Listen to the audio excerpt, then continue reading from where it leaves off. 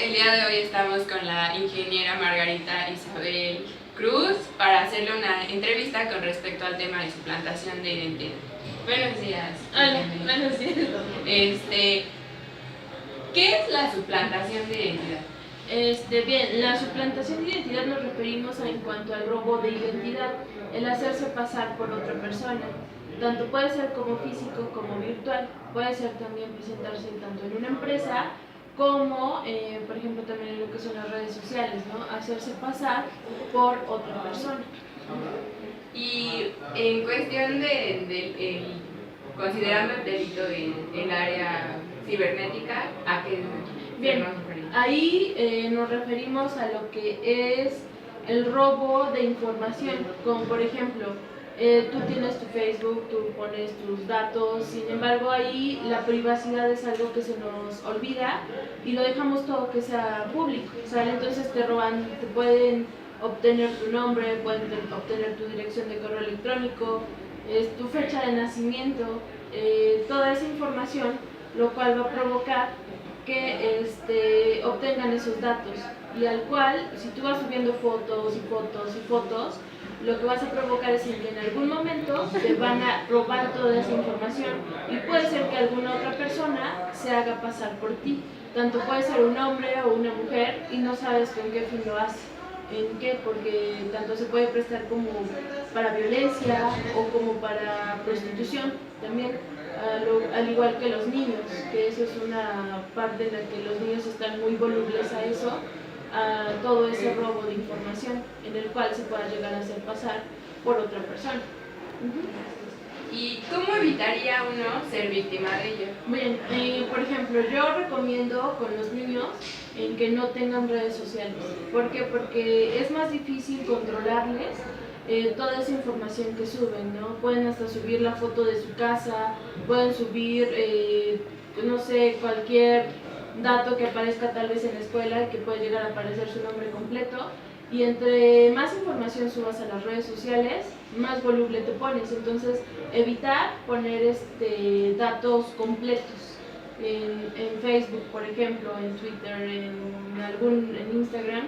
Tratar de poner datos no al 100% reales. Esa puede ser una opción.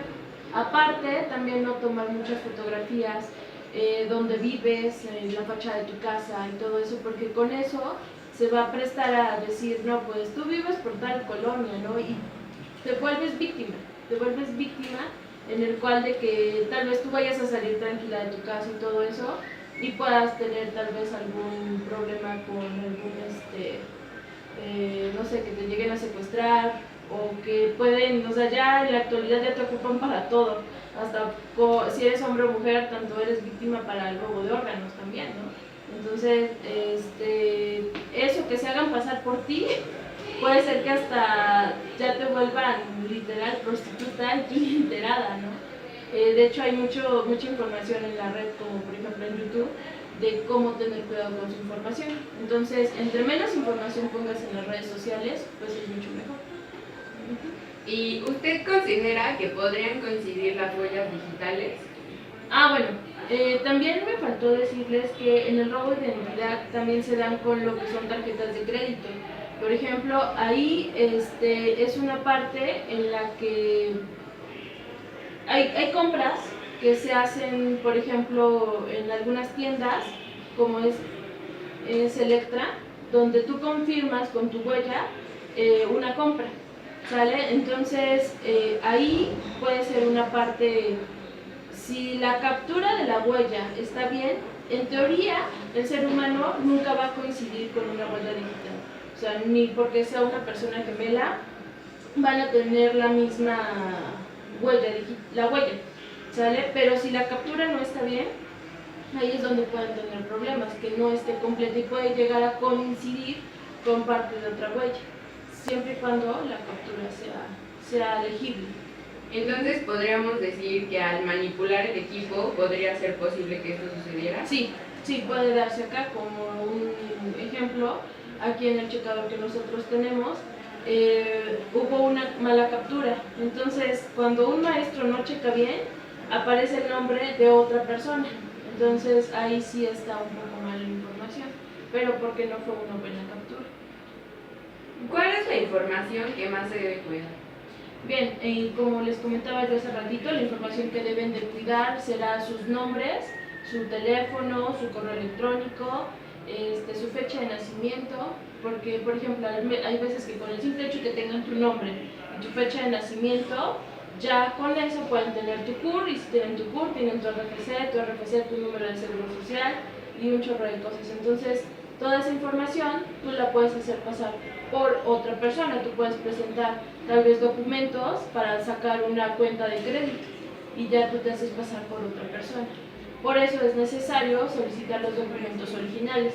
Sin embargo, hay tiendas que te dicen no necesito tus originales, solamente con que me lleves tu copia y ya está bien, pero sin embargo todas esas copias se pueden manipular, se pueden distorsionar, tú puedes cambiar tal vez la foto, ¿no? Y le pones un Photoshop o cosas así, y ya con eso ya tienes una compra que tú ni enterada estás. Entonces, la mejor manera es que evites poner información pública. ¿Sabes? ¿Y hay alguna ley que prohíba o penalice este delito? Bueno, por ejemplo, en la parte de las tarjetas de crédito o en el robo de identidad, en esa parte tuvimos hace tiempo, ahorita que recuerdo un caso acá, en el cual que otra persona vino a pagar con una tarjeta de crédito, pero esa persona llegó y no era de acá de la escuela, dijo, oye, es de que tengo un cargo de esta escuela, no tengo ningún familiar que viva acá o que trabaje acá o que estudie acá, dice, no conozco a nadie.